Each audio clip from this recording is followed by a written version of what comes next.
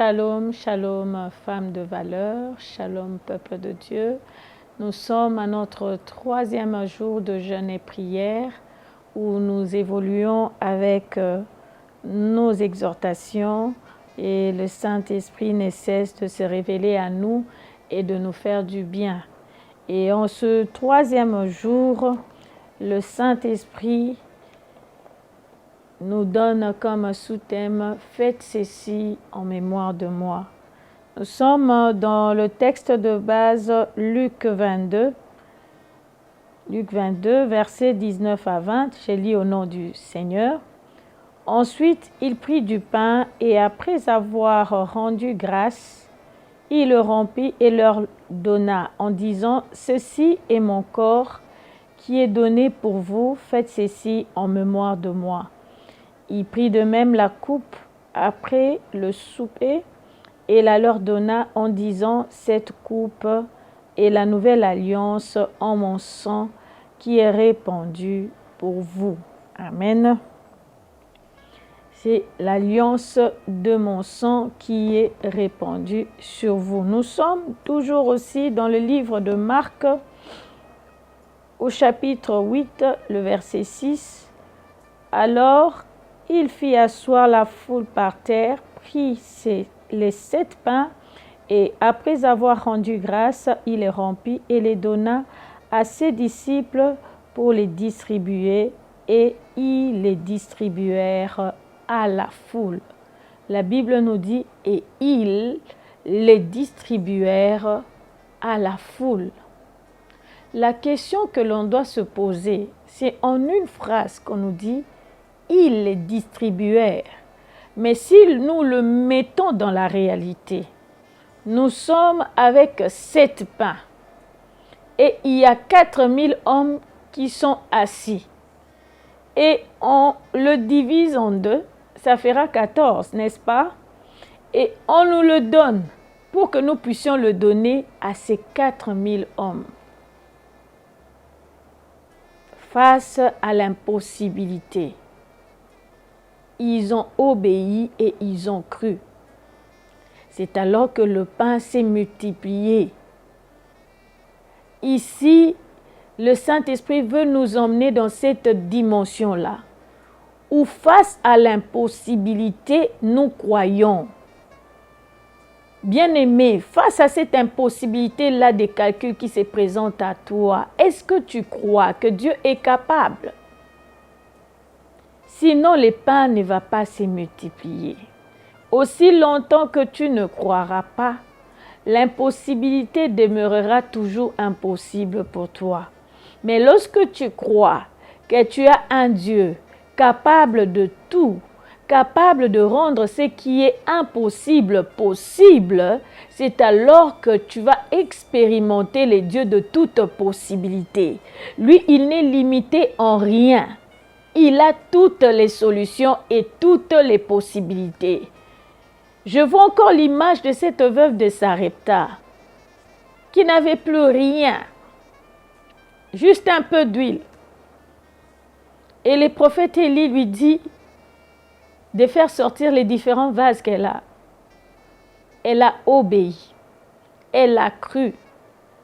Le peu d'huile qu'il y avait est entré dans une vase, dans une autre, jusqu'à déborder, jusqu'à aller chercher les vases de voisins pour qu'on puisse encore mettre.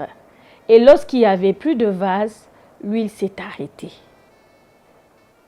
Face à l'impossibilité, le Seigneur t'attend seulement de croire, d'obéir pour vivre le miracle, pour vivre la possibilité de sa main, parce que tout dépend de sa main. Et lui, c'est le pain de vie. Lui, c'est cette main-là qui vient répondre à tout le besoin, comme nous avons dit au premier jour.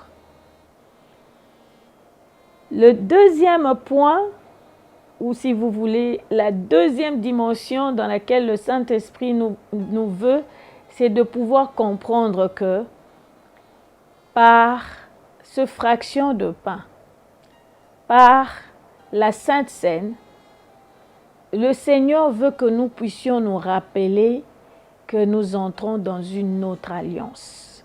nous sommes dans une nouvelle alliance. Nous ne sommes plus dans l'ancienne alliance, mais nous sommes dans une nouvelle alliance. Qui dit nouvelle alliance, dit nouvelle loi. Maintenant, il faut savoir, dans la nouvelle alliance, quelle est la loi qui s'impose. J'aimerais dire à quelqu'un, dans cette nouvelle alliance, c'est la loi du sang de Jésus qui s'impose. Il a versé de son sang, il a payé le prix de rachat. Le prix de rachat qu'il a payé a apporté la liberté. Le prix de rachat qu'il a payé, c'était pour que nous ne soyons plus esclaves, mais que nous puissions devenir libres. Crois-tu que tu es libre? Crois-tu que réellement il t'a libéré? Parce que si tu crois qu'il t'a libéré, tu vas changer ta manière de prier face aux démons, face aux sorciers, face à tous tes ennemis, parce que le diable est là, il rôde tout autour de nous. Mais tu dois combattre dans la liberté et non combattre comme étant esclave.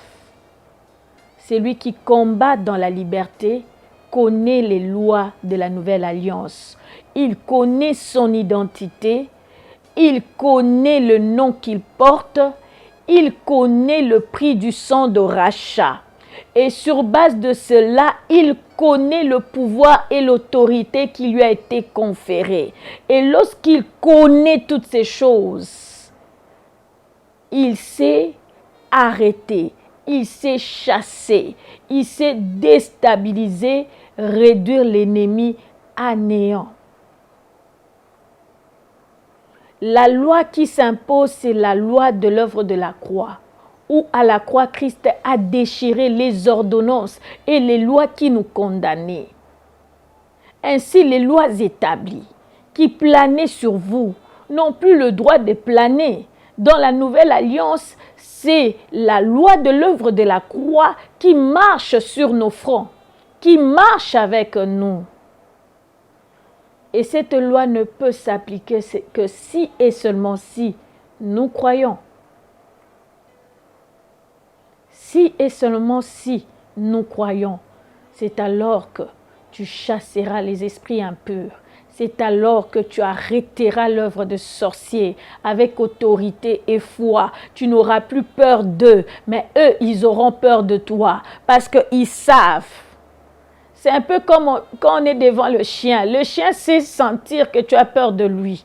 Et il sait sentir aussi que tu n'as pas peur de lui. C'est la même chose. L'ennemi sait sentir que tu n'as pas peur de lui. L'ennemi sait sentir que tu as la connaissance de ce que tu as. Tu as l'autorité et le pouvoir. Il ne pourra pas s'approcher. Mais lorsque nous demeurons ignorants, nous demeurons esclaves.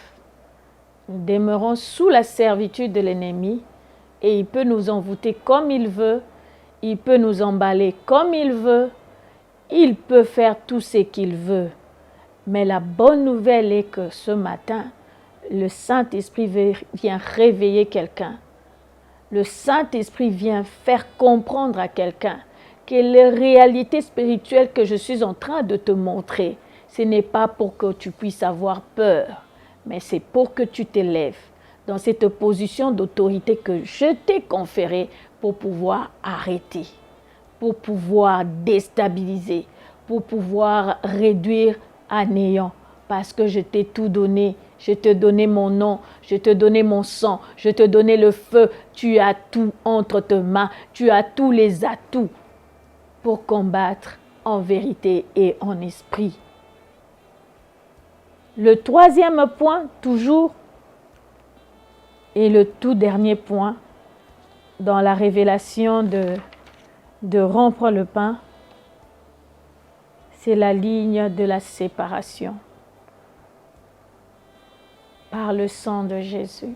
Il dit le sang de la nouvelle alliance. Nous avons parlé de la nouvelle alliance. Le Saint-Esprit veut que nous puissions aussi expliquer le sang. Lorsque le peuple d'Israël devait traverser la mer Rouge, on nous dit Moïse a levé le bâton et la mer fut scindée en deux. Le peuple d'Israël ont traversé à pied la mer Rouge jusqu'à arriver de l'autre côté. Et les Égyptiens, Pharaon avec ses cavaleries, ont voulu le poursuivre et ils sont entrés dedans, dans la mer Rouge. Ils ont été engloutis. Il dit de la même façon, par mon sang, ce sang vient placer une ligne de démarcation entre le monde de ténèbres et le royaume de la lumière.